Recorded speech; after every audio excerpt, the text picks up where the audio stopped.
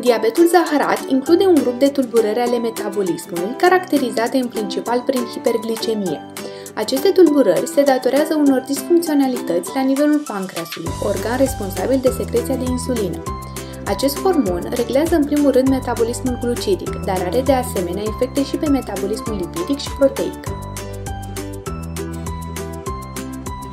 Există două tipuri principale de diabet zaharat. Diabetul de tip 1, numit și insulinodependent, se caracterizează prin deficit absolut de insulină, cu debut în copilărie sau adolescență. Cauza este o combinație între factorii genetici și factorii de mediu.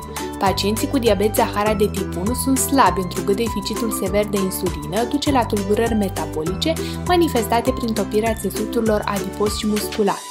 Simptomele acestui tip de diabet includ poliurie, adică o eliminare crescută de urină, polidipsie, ce se traduce printr-o senzație persistentă de sete, și polifagie, adică un consum exagerat de alimente. În lipsa unui tratament corect, frecvent apare coma diabetică ce se soldează cu moartea. Diabetul de tip 2, numit și insulino-independent, se caracterizează printr-un deficit relativ de insulină. El debutează după vârsta de 30-45 de ani și se asociază frecvent cu obezitate.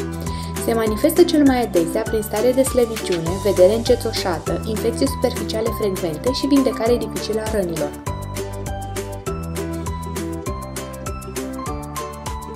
Există de asemenea și diabet gestațional, care apare la gravide și care dispare odată cu terminarea perioadei de sarcină.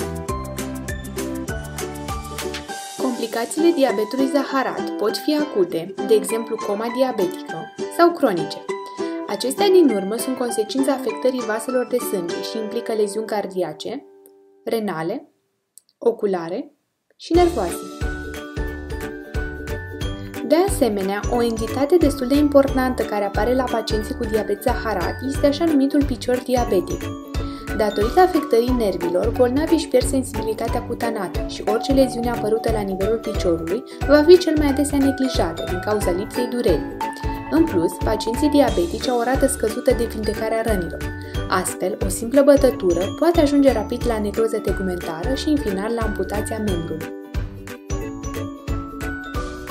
Tratamentul de bază al diabetului zaharat este reprezentat de insulină, care se administrează injectabil subcutanat atât în diabetul de tip 1 cu deficit absolut al acestui hormon, cât și în diabetul de tip 2, care nu poate fi controlat satisfăcător prin dietă și antidiabetice orale. În plus, tratamentul medicamentos trebuie corelat riguros cu o dietă corectă și exercițiu fizic.